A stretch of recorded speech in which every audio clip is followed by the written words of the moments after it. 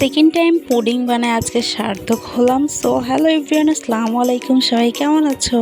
ফার্স্টে আমি একটা বাটিতে এখানে ক্যারামেলটা রেডি করতেছিলাম। এর আগে একবার পুডিং বানিয়েছিলাম, তোমাদের দেখাইছি।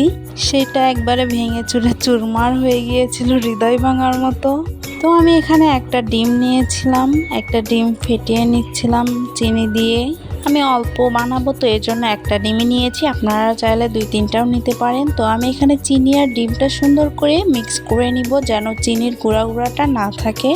আর সামান্য পরিমাণ একটু লবণ দিব, এটা আপনারা স্কিপও করতে পারেন, নো প্রবলেম। তো এখানে আমি আগে থেকে জাল দিয়ে রাখছিলাম দুধ ঘন করে, সেইটা এখানে মিক্স করে নিব সুন্দর করে। পুডিং বানানোর জন্য দুধটা যত ঘন করে দিবেন ততই মজা হবে পুডিংটা। তো আমার সব উপকরণগুলো মিক্স করা শেষ। এখন আমি একটি ছাঁকনির সাহায্যে যে বাটিতে বসাবো সেইটাতে ঢেলে নিব।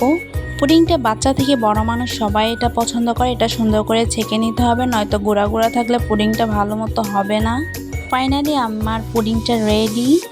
সেদিনকার চেয়ে আজকে অনেক ভালো হয়েছে, খেতে কিন্তু অনেক মজা হয়েছিল, সবাই অনেক ভালো বলছিল, দেখতেও মাশাআল্লাহ অনেক ভালো হয়েছিল। সবাই ভালো থাকবেন, সুস্থ থাকবেন। See you another next video. Don't forget to follow me. আল্লাহ হাফেজ।